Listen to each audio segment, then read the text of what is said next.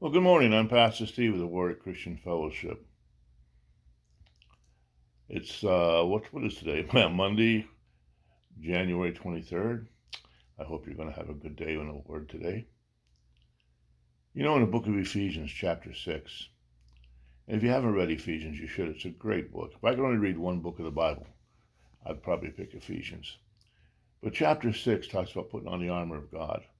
And after Paul tells you all the things you need to put on to walk through this life, in 6:18, he says to pray on all occasions.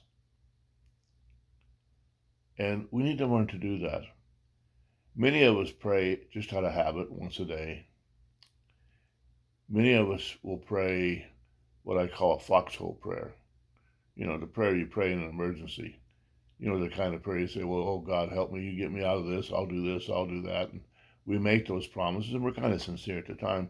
But when it's all done and everything is past, we kind of forget that and go back to living the way we always lived.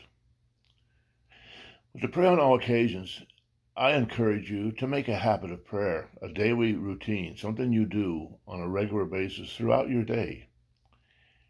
When you're thinking about something you need to do, pray about it first.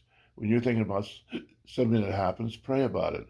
When you start your day, because you know something's going to come today, pray for God to guide you through the day. Pray before you go to sleep at night. Pray without ceasing, the Bible tells us.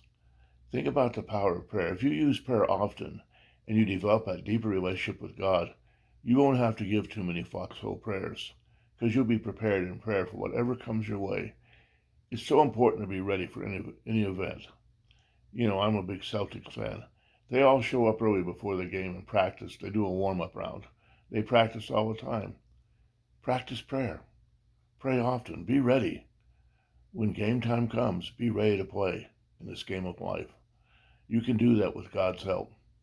But prayer is the key. Without prayer, you don't have a prayer. So I encourage you to pray and pray often. It'll take you through a lot of things. And when you pray, pray believing that God hears you and God will answer you because he does and he will. And his answer will be perfect. You may not like it, but when it's all said and done, it'll be the best thing for you. So because God has your best interest in him. So please practice prayer. Pray to God often.